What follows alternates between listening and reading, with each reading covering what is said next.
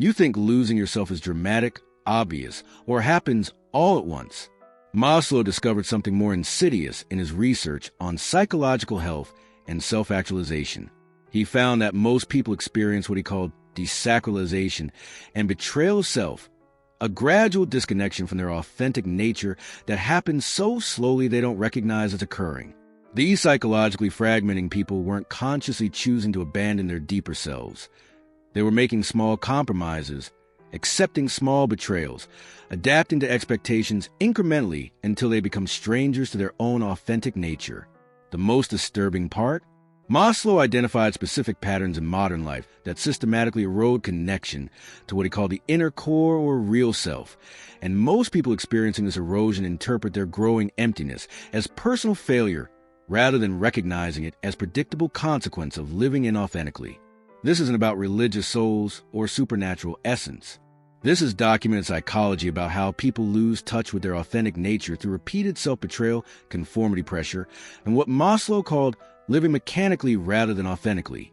And recognizing the signs of this progressive self-loss is essential for reversing it before disconnection becomes so complete that you no longer remember who you actually are beneath the adaptations. Not every person feeling disconnected from themselves is experiencing the same phenomenon.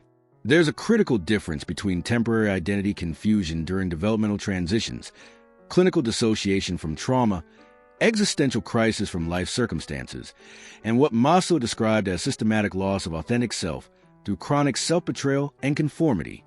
He observed that some people lost touch with themselves suddenly through crisis or trauma, but more commonly it happened gradually through years of small compromises, taking jobs for money rather than meaning, maintaining relationships from obligation rather than genuine connection, suppressing authentic responses to maintain social acceptance, living according to shoulds rather than genuine desires.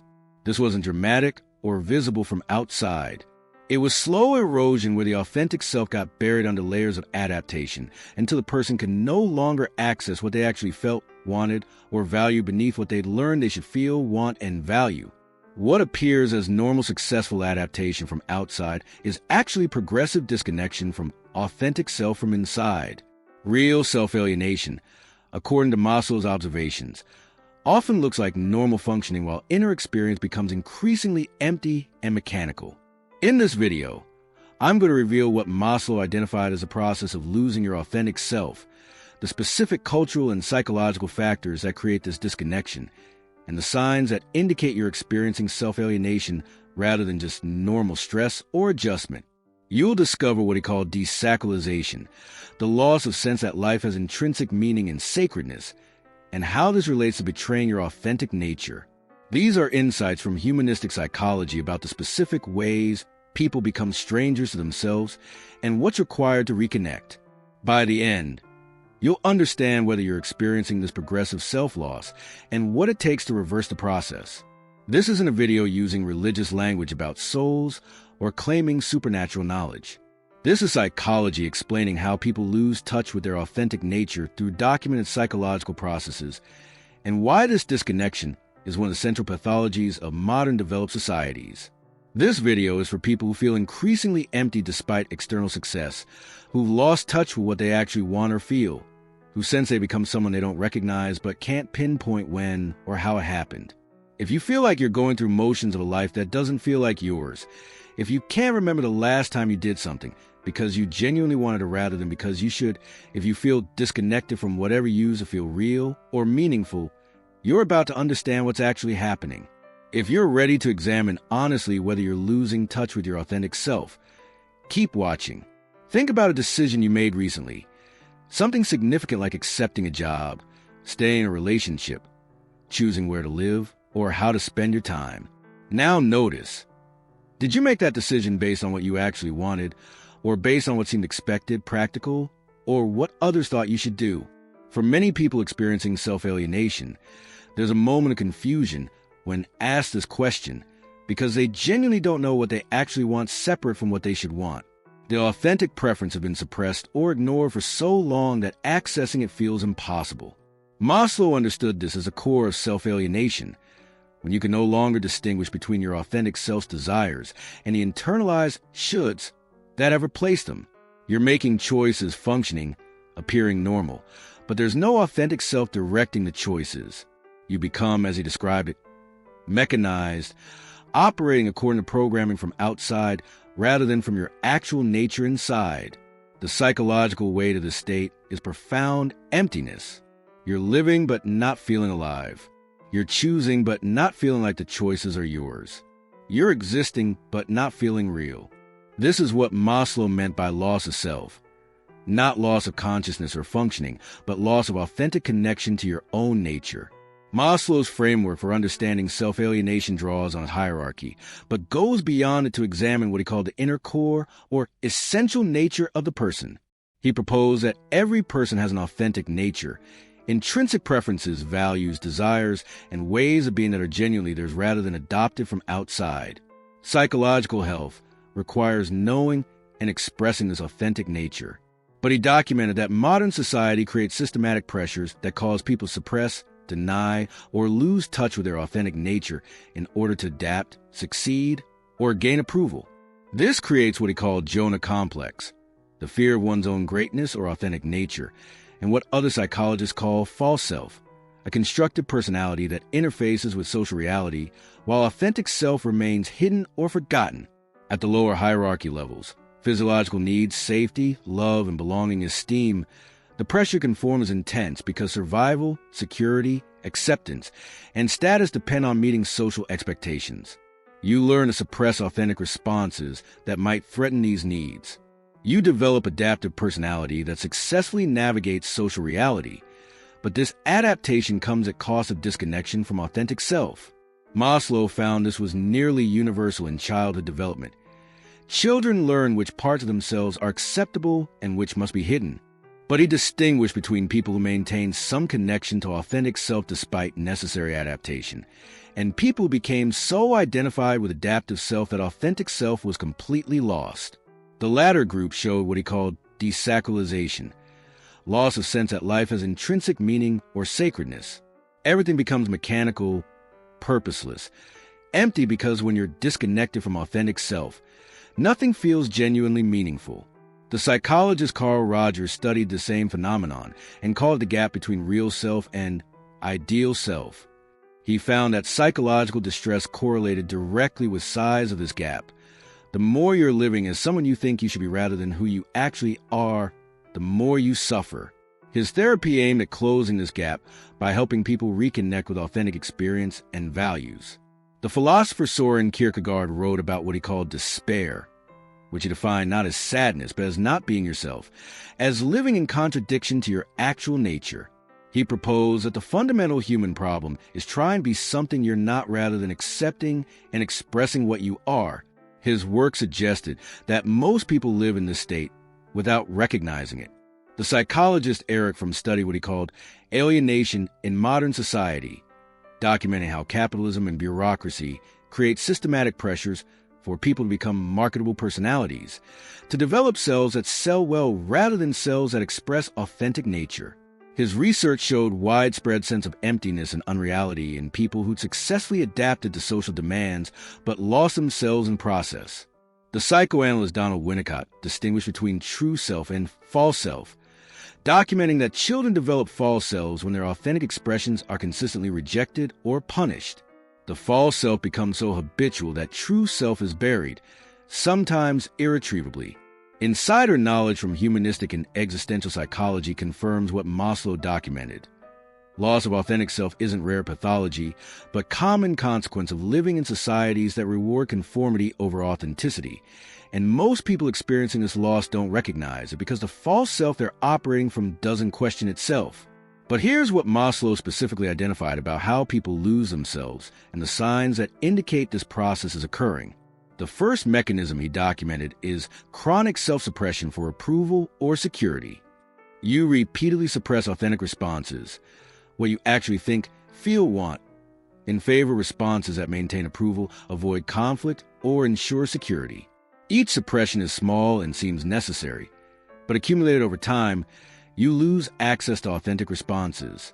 You no longer know what you actually feel because you've trained yourself not to feel it. The sign this is happening: you struggle to answer questions about what you want or prefer. You defer to others' preferences. You often say, "I don't care," or whatever you want, not from genuine flexibility, but from genuine disconnection from your own preferences. The second mechanism is living according to shoulds rather than authentic desire. Your life becomes organized around obligations, expectations, and shoulds. I should pursue this career. I should want this relationship. I should value these things. Maslow called these pseudo-needs, desires that aren't genuinely yours, but that you've adopted from culture, family, or social pressure. The sign this is happening. When you imagine doing what you actually want, if you can even identify what that is, it feels selfish, irresponsible, or wrong. Your shoulds have become so internalized that authentic desires feel illegitimate. The third mechanism is what Maslow called desacralization, treating everything, including yourself, as mere object or means to end rather than as having intrinsic worth. You become strategic about everything. Relationships are for networking. Hobbies are for stress management. Even rest is for productivity. Nothing has value in itself. Everything is instrumental. The sign this is happening. You can't remember the last time you did something purely because it felt meaningful or enjoyable in itself, without justifying it as serving some other purpose. Life feels mechanical even when you're successful. The fourth mechanism is disconnection from body and emotions. Authentic self is embodied. It expresses through physical sensations and emotions. When you chronically override these signals, you lose connection to them. You no longer feel hunger cues. You ignore fatigue. You suppress emotions. The sign this is happening. You're disconnected from your body signals. You intellectualize emotions rather than feeling them. You're often surprised when you get sick because you didn't notice warning signs. The fifth mechanism is identification with roles rather than self. You become your job, your parental role, your relationship status, your achievements. When asked who you are, you list what you do rather than describing your actual nature. The sign this is happening. The thought of losing your roles, job, relationship status creates identity crisis rather than just practical concern. You don't know who you'd be without the roles because you've merged your identity with them. The sixth mechanism Maslow identified is chronic comparison and competition. You evaluate yourself constantly against others, measuring worth by relative status or achievement. This keeps attention external rather than internal. The sign this is happening. You can't evaluate your own experiences without comparing them to others. Your satisfaction depends on being better than rather than on intrinsic quality of your experience. The seventh mechanism is addiction to distraction and stimulation. You fill every moment with external input, media, work, social media, substances, so you never have to sit with yourself. The sign this is happening. You're uncomfortable with silence, solitude, or unstructured time. You reach for phone/TV/substance whenever there's empty space.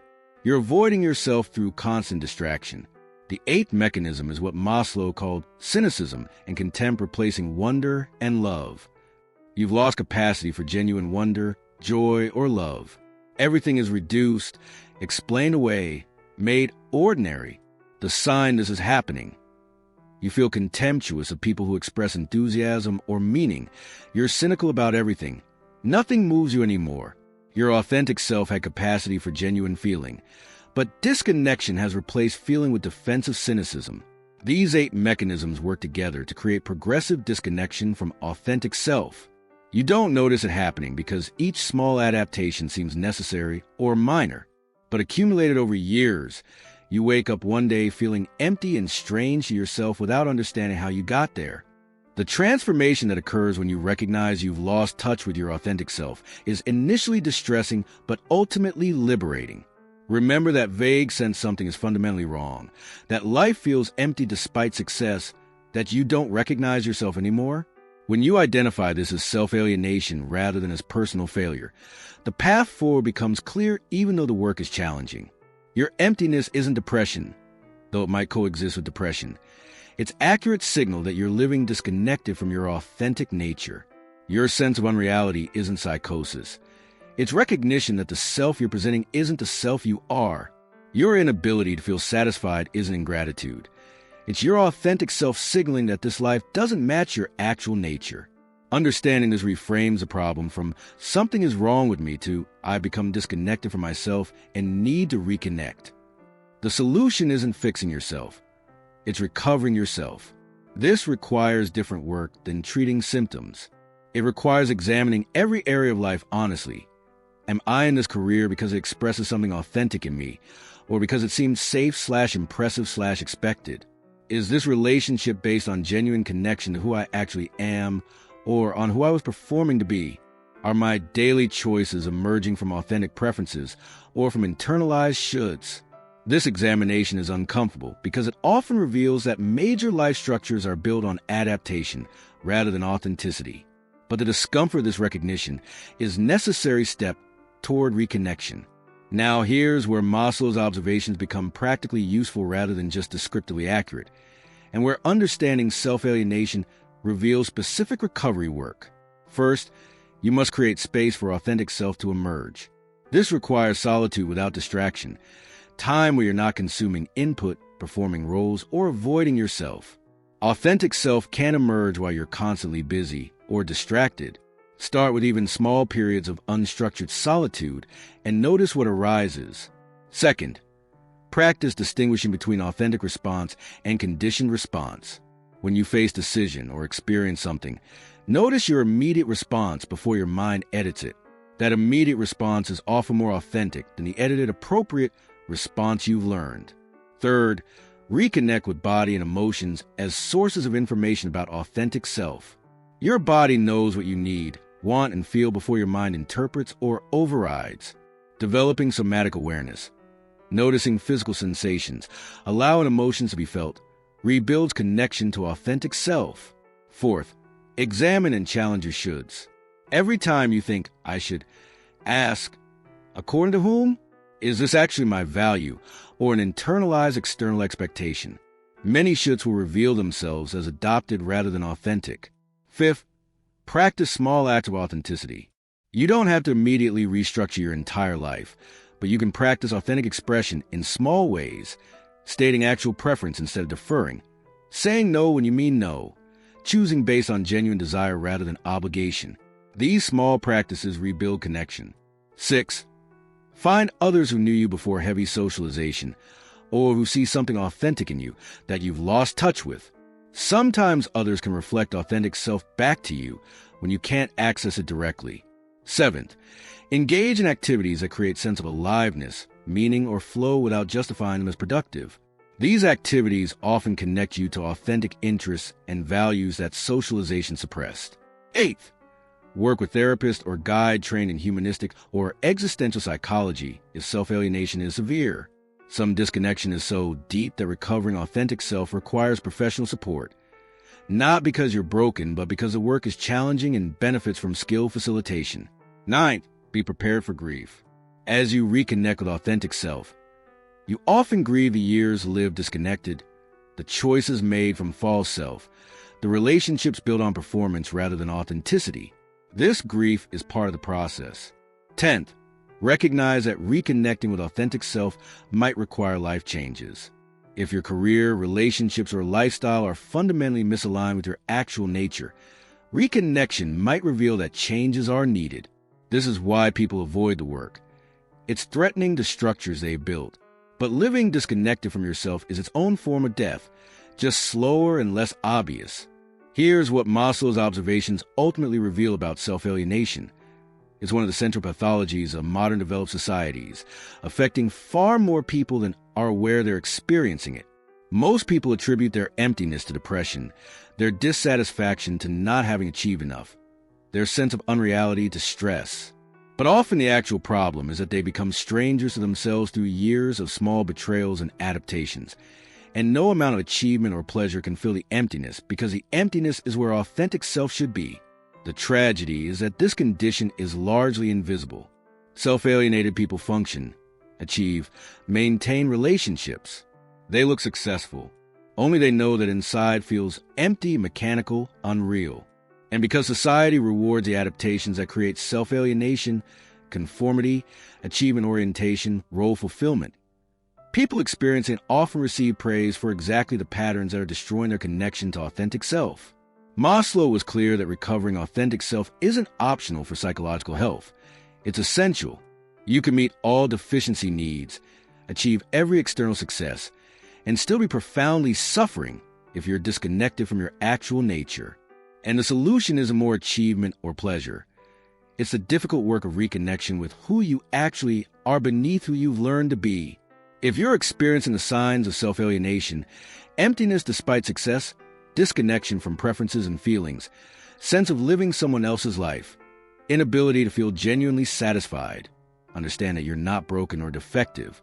You become disconnected from yourself through processes that are common and understandable, but you can reconnect.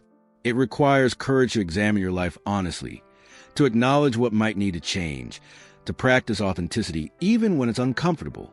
But the alternative, continuing to live disconnected from yourself, is slow death of meaning and aliveness. In the next video, I'm going to reveal the specific practices that support reconnection with authentic self, including how to distinguish authentic from conditioned responses, how to rebuild trust in your own experience, and how to make life changes toward authenticity when current structures don't fit who you actually are. Until then, ask yourself honestly, how much of your life is authentically yours versus built on adaptation and should? The answer reveals whether you need to begin the work of recovering yourself before it's too late. Subscribe if you want psychology that addresses real problems rather than surface symptoms, that provides frameworks for understanding self-alienation rather than just treating unhappiness, and that supports the difficult work of becoming authentic rather than just becoming more successful at being who you're not.